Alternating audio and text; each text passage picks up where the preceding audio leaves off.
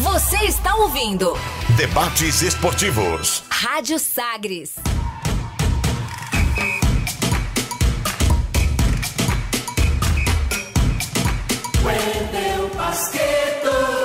Meio-dia e 25, está conosco aqui André Luiz Pita, candidato à reeleição para a presidência da Federação Goiana de Futebol.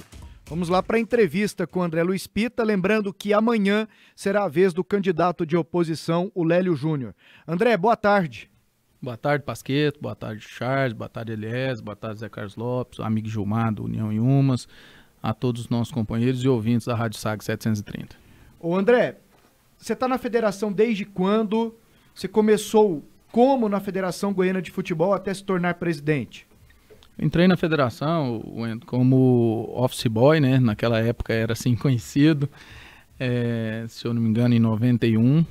Passei por todos os departamentos, departamento de registro, departamento de futebol, competições, e até chegar ao cargo de superintendente, depois vice-presidente e agora nos últimos anos como presidente. Por que você mudou de ideia, já que existia uma informação de que o Roney seria o candidato e que você não concorreria? Por que você quer seguir como presidente da FGF? Na verdade, Pasqueto, o que aconteceu é que quando se iniciou, esse processo foi iniciado antecipadamente, até porque a eleição era para correr somente mais agora no final do ano, mas ele se antecipou já ao mês de julho, com algumas medidas judiciais propostas pela outra chapa.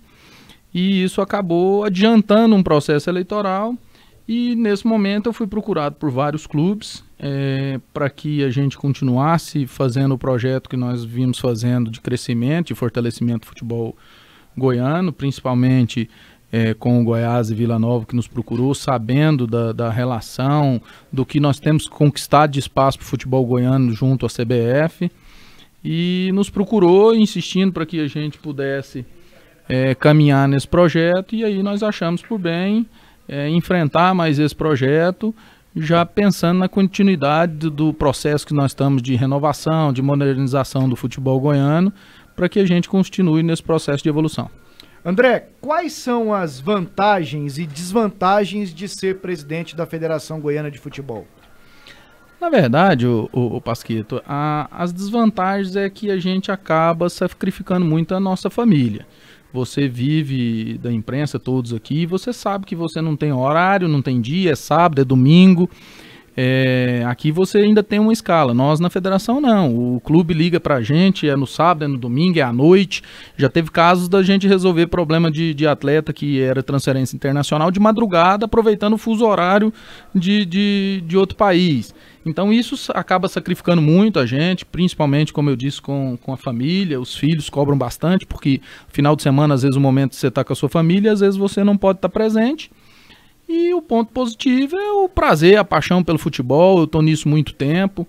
Eu sou o único presidente de federação que conhece de todos os trâmites internos da federação. Normalmente todo presidente de federação é uma pessoa que já chega lá e vira presidente. Eu vivi todos os pontos da federação. Você vê que hoje, se você me falar qualquer detalhe sobre registro de atletas, sobre tabelas, sobre competições, eu sei efetivamente falar e tratar sobre o assunto diretamente, não fico dependendo só das pessoas que estão lá para isso.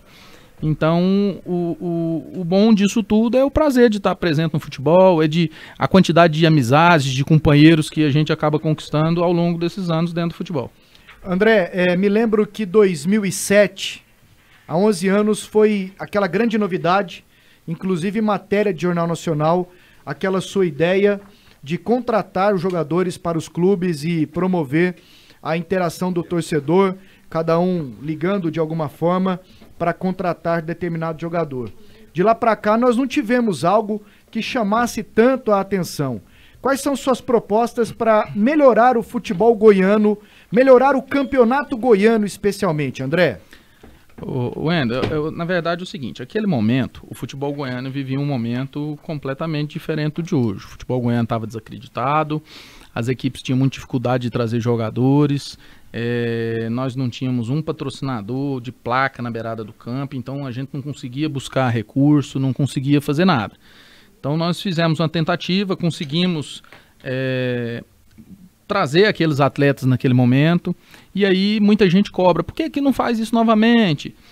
A realidade de hoje, qualquer jogador aí hoje, para poder jogar em alto nível e vir com um certo nome, é um jogador que nós estamos falando aí de pelo menos, para quem não tem uma ideia, em torno de R$40 mil mensais, um salário de um jogador razoável para poder significar a importância daquele projeto. Se nós falarmos em 10 equipes, que nós tínhamos naquela época, e hoje nós estamos falando de 12, mas vamos falar em 10, nós teríamos aí uma conta de R$400 mil por mês, com um campeonato de 3 meses com pré-temporada, nós estamos falando de 4 meses. Então nós estamos falando de um campeonato para trazer os atletas de 1.600.000. Onde buscar 1.600.000? Então muita gente às vezes cobra, por que não vem, por que não traz? Sem contar o risco que nós corremos naquele momento. O atleta que a gente trazia, ele recebia, em contrapartida talvez os atletas daquela equipe não estavam recebendo. Então traziam outros problemas e nós sempre privilegiamos nos nossos projetos, o Pasqueta, é o seguinte: não adianta eu chegar aqui e florear um monte de projeto e eu não conseguir realizá-los. O projeto Futebol Goiano, como é que ele tem que funcionar? Nós temos que buscar os patrocínios e a hora que você tiver uma receita significativa, você realiza os projetos. Não dá para mim chegar aqui e falar que eu vou fazer um campeonato, que eu vou dar isso, que eu vou dar aquilo, que vai ter prêmio, que vai chover e eu não vou conseguir realizar isso, porque depende, tudo para você fazer hoje futebol depende de financeiro.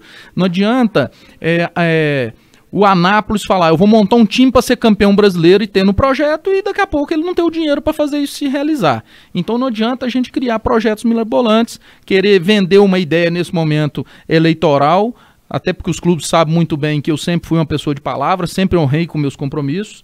Então nós não vamos criar projeto mirabolante. O que nós precisamos? Nós estamos fazendo algumas parcerias com a CBF Academy, nós temos que fazer curso de gestão com nossos dirigentes, nós temos que melhorar a condição dos nossos treinadores. Eu estou acertando com a CBF para vir para Goiás, um curso de treinadores nível C primeiro, depois nós vamos fazer o B e posteriormente o A. Nós temos que qualificar os nossos profissionais, porque a qualificação deles vai gerar um melhor trabalho na base, um melhor trabalho para as categorias nas equipes amadoras, vamos revelar novos jogadores e vamos criar projetos que nós vamos conseguir crescer. A federação não pode viver exclusivamente, o campeonato goiano é grande e é bom. Na verdade, nós temos um futebol como todo, até porque muita gente fala, acabar os estaduais. Tá, a hora que acabar os estaduais, quem vai formar jogador? Porque os clubes grandes, ninguém estreia um jogador da base colocando ele diretamente no Campeonato Brasileiro da Série A. E aí eu emendo essa questão da profissionalização, você tentando trazer curso da CBF para cá, você engloba também categorias de base e o futebol feminino, porque o futebol feminino vai passar a ser obrigatório a partir do ano que vem para os clubes. O que você tem de projeto para fomentar a base e o futebol feminino?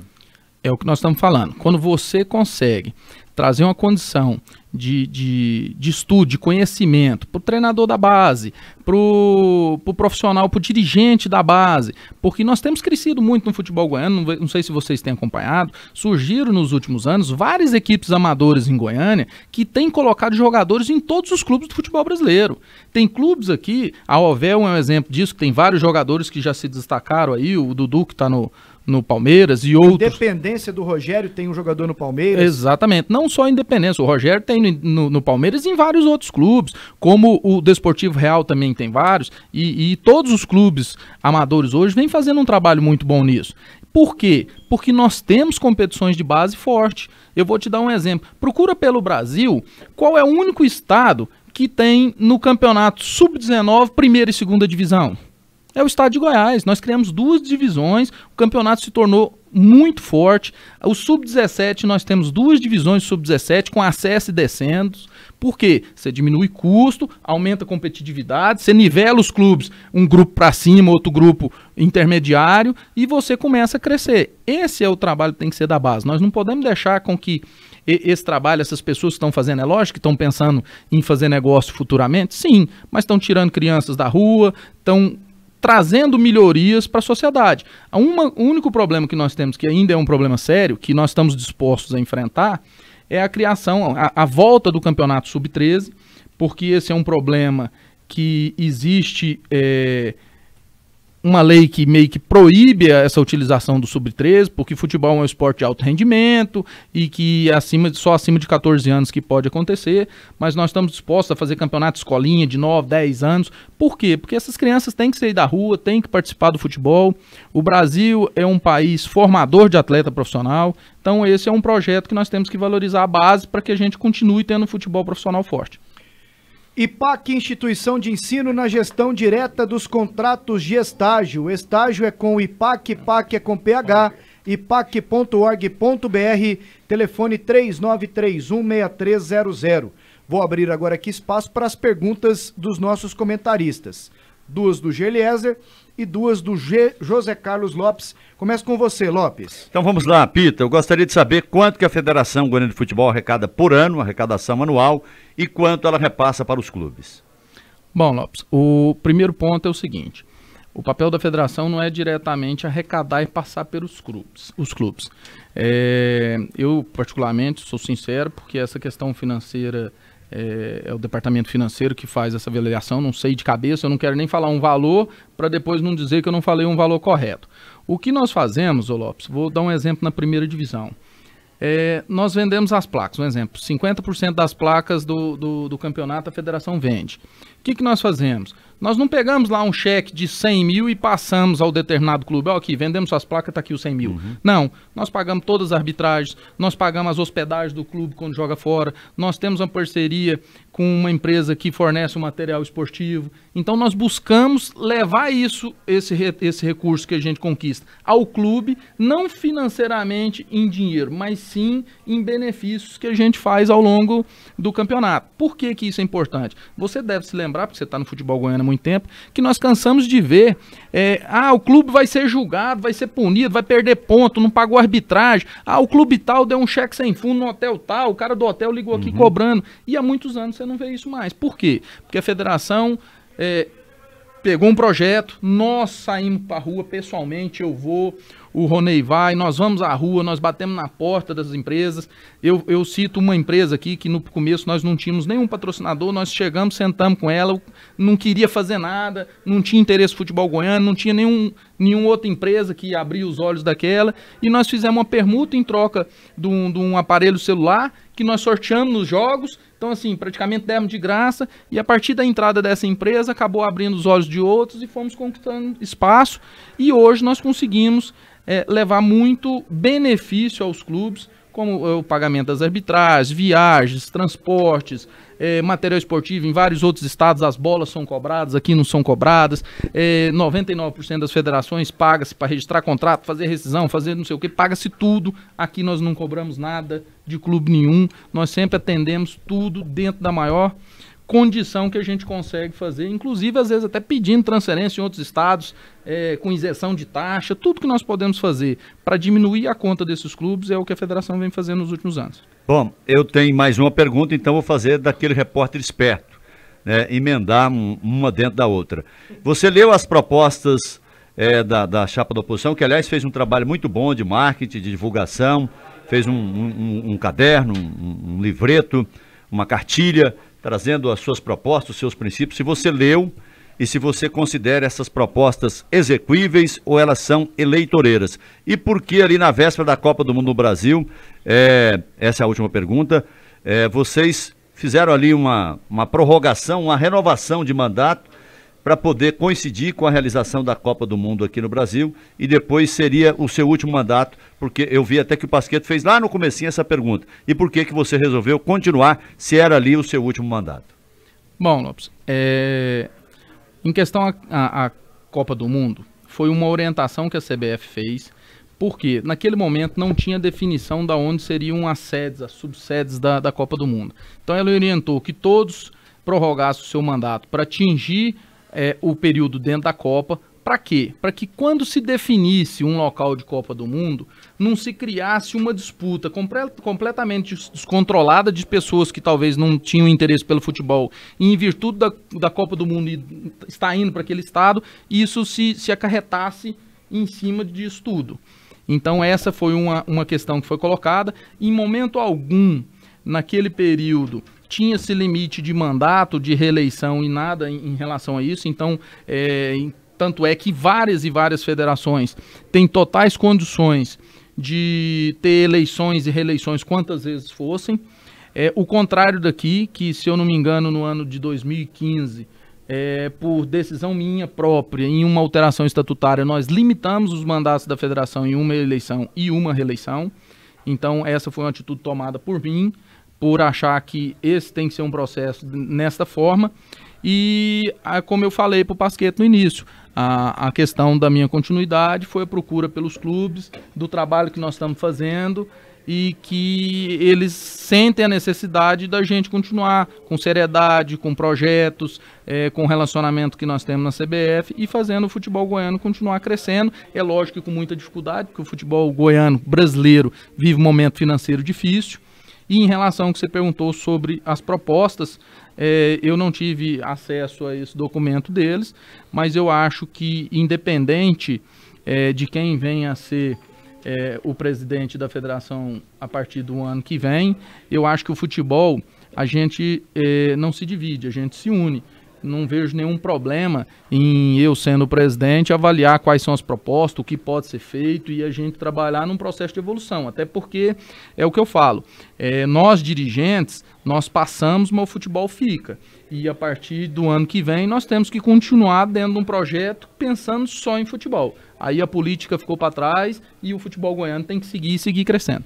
O Instituto Pan-Americano da Visão está completando 15 anos e essa conquista é de todos. Foram inúmeras vidas transformadas e nessa trajetória, a cada visão renovada, o mundo ganhava mais cor.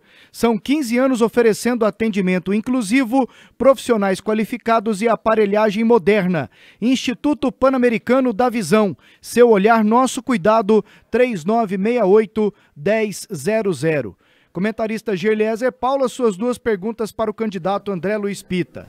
Boa tarde, André. Boa tarde. André, uma pergunta que eu inclusive já fiz a você no passado aqui mesmo, na 730, mas eu gostaria de repetir, que é a questão de um calendário maior para os clubes. Por exemplo, a maioria dos clubes goianos hoje, com exceção destes que têm calendários nacionais, elas estão fadados a existirem por apenas 2, 3, 4 meses no máximo. Hoje você trabalha com a possibilidade de criar um calendário maior para essas equipes? Caso sim, por quê? Caso não, por que você não admite essa possibilidade? Bom, Gelies, qual é o problema que nós temos no calendário? O futebol brasileiro hoje está muito engessado com o calendário nacional. O que vem acontecendo? Você tem um campeonato goiano engessado dentro desse período que você falou, de 3 a 4 meses. Quando você termina esse campeonato, automaticamente nós perdemos Goiás, Vila Nova e Atlético, que obrigatoriamente eles entram nas competições nacionais. Nós perdemos mais 3 equipes que vão disputar a Série D. Então, dos 12 que nós temos hoje disputando o campeonato goiano, nós teremos 6 clubes envolvidos em outras competições, com calendário anual. Automaticamente, essas 6 equipes são equipes de melhor condição, tanto é que chegaram no campeonato, equipes de mais camisa, de mais poder financeiro.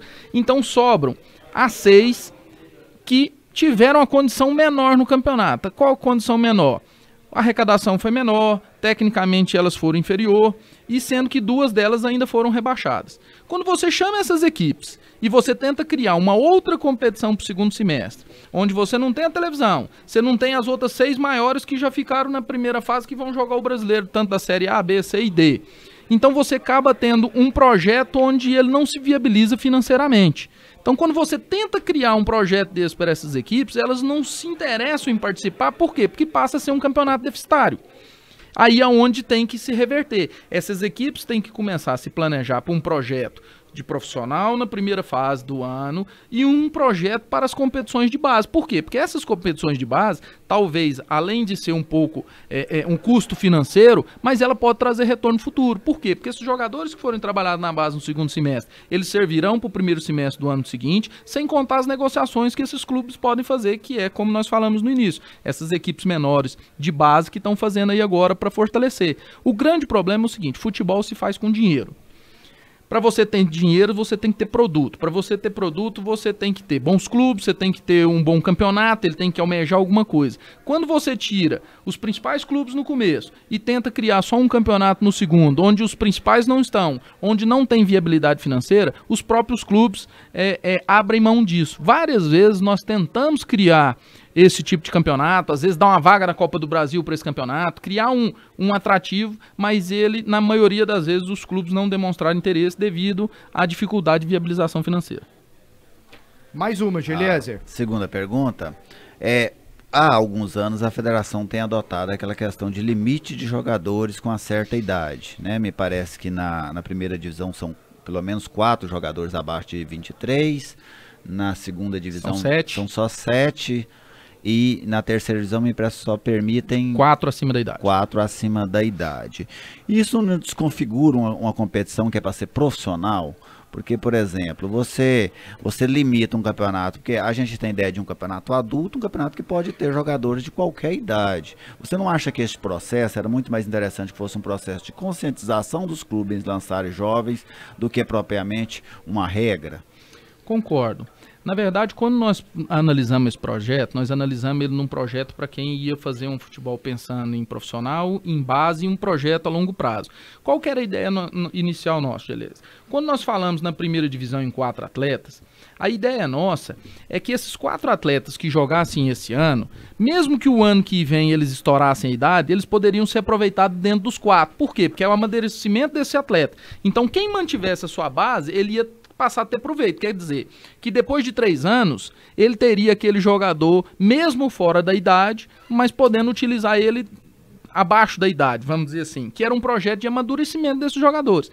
E uma cobrança também, porque vocês sabem, acompanham o futebol goiano, principalmente no interior, traz um treinador de fora, que às vezes nunca trabalhou no futebol goiano, e esse treinador chega aqui, ele quer contratar 30, 40 jogadores, escolher a dedo, só jogadores com idade já rodados no futebol brasileiro, e em momento algum ele quer dar uma olhadinha lá na base se tem um ou outro jogador que serve. Então, na verdade, o que nós fizemos, às vezes meio por imposição, mas é um pensamento nosso, de dar espaço para um jovem que está lá em Catalão, talvez precisando de uma oportunidade, que chega um treinador e traz 40 jogadores de fora. Às vezes chega em Tumbiara, traz 40 jogadores de fora, e às vezes tem alguns jovens lá na base, que a única coisa que eles precisam é uma oportunidade. Então era esse o nosso projeto, mas que, infelizmente, às vezes os clubes não enxergam, não compram essa ideia e perdem a oportunidade de, às vezes, terem uma condição mais usando a sua própria base que tem dentro de casa.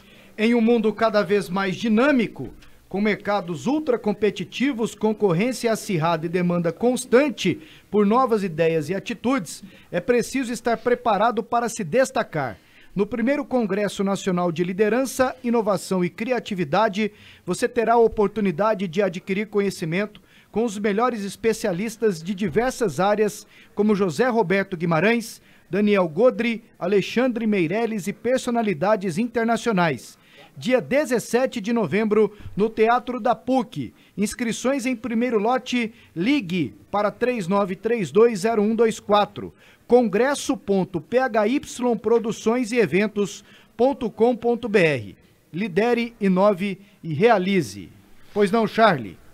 Presidente André Pita chegou com uma comitiva, sabe? Quando você chega ali para um debate, né, com aquele tanto de cabos eleitorais, com tantos assessores, com tantos profissionais em volta do candidato, ele chegou com muitos votos, né? Porque temos aqui muitas agremiações, clubes amadores, clubes profissionais. A gente vê o Goiás Esporte Clube ali representado pelo Aledino Montes, o presidente Essival Martins do Vila Nova. Aqui no estúdio, Ronei Freitas, que é candidato à vice-presidência, Wilson Queiroz, que é o presidente da presidência, mas que também vai integrar a chapa ex-presidente, desculpa, da presidência, que vai integrar a chapa União e Trabalho. Presidente André Pita, hoje, o senhor falou aqui agora há pouco, os clubes da primeira divisão, eles têm despesas pagas de hospedagem, logística, arbitragem, alimentação, mais alguma coisa, a questão das transferências? transferência que a gente consegue, a gente busca, taxas de federação, de registro de jogador, bola para treinamento e para jogo. Nós temos uma parceria com a empresa que o clube que não tem um material esportivo, a gente consegue confeccionar material de viagem, material de treino, material de jogo, todo o kit de material. É o Arroz Cristal, que faz toda uma parceria com a Superbola e ele banca todo o material esportivo. Eu acho que essas empresas elas precisam ser sempre valorizadas porque elas estão ao lado do futebol goiano. Aí a promessa, estou perguntando uma promessa de campanha. O senhor consegue garantir todas essas facilidades para esse período aí que o senhor está entrando agora? Charles, nós temos, eu nem me recordo, se não me engano tem 6, 7 anos, né? Que nós estamos, 8 anos, que nós estamos pagando essa conta. Como você paga essa conta? Como eu falei no início, atrás de patrocínio. O que nós temos? Nós temos um problema que nós estamos enfrentando, que foi uma eleição prorrogada, tumultuada, e isso é óbvio que vem trazendo um prejuízo para o trabalho que vem em futuro, independente de quem é que vai fazer. Por quê? Porque nós temos um contrato da TV que vence agora no dia 31 de dezembro, que na verdade a data dele é de 31 de dezembro, mas ele venceu praticamente quando acabou o campeonato, porque ele era específico para o campeonato. Não dá para você iniciar uma conversa com a TV sem uma solução de quem é que vai assinar esse contrato, obviamente. Você sem o contrato da TV, não adianta você sentar com empresa nenhuma, porque uma negociação com TV é uma coisa e sem TV é outra.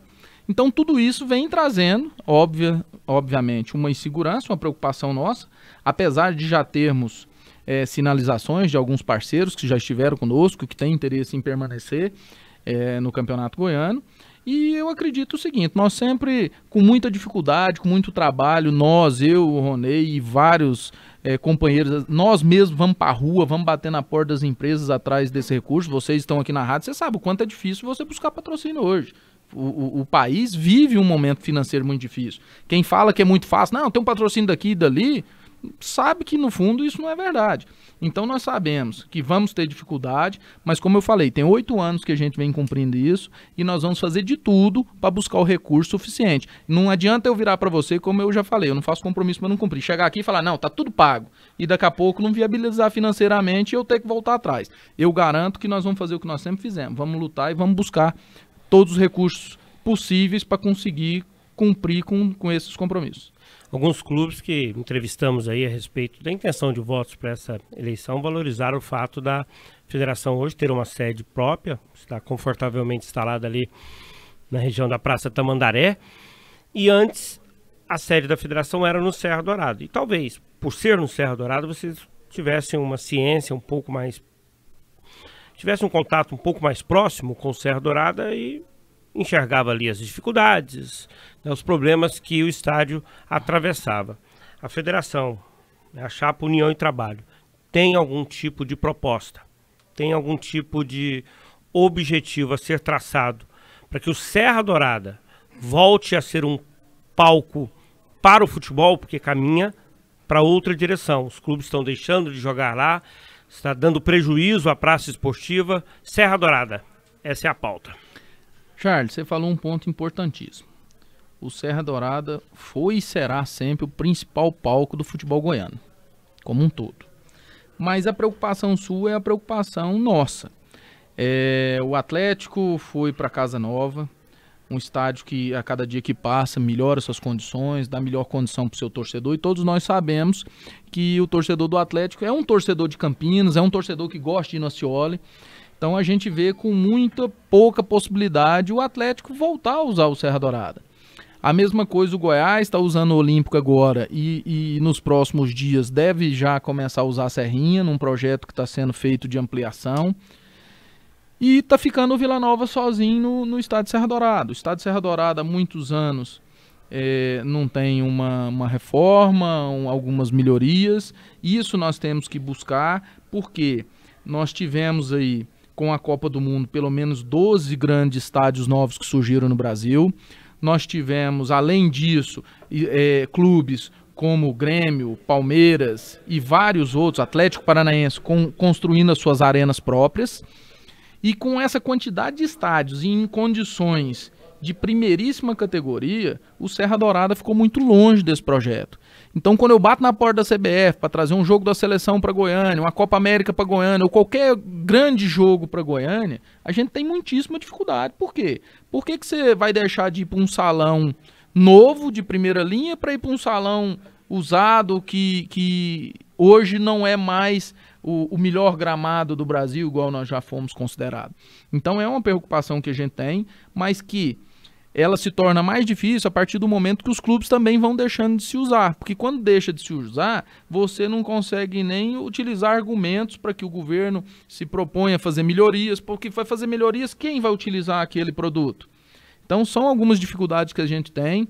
Nós vamos ter que conversar com Goiás, com Vila Nova, com o Atlético, que são os principais clubes que necessitam a utilização do Serra Dourada, até porque com o acesso à Série A, nós sabemos que esses estádios menores serão difíceis de ser utilizados nos principais jogos, então nós temos que fazer alguma coisa em conjunto para que a gente possa voltar a ter o Serra Dourada como um dos melhores estádios do Brasil e que qualquer jogo e qualquer evento que possa acontecer no Brasil, a gente esteja credenciado para isso. André, qual é exatamente o cargo que você exerce na CBF e você tem salário lá?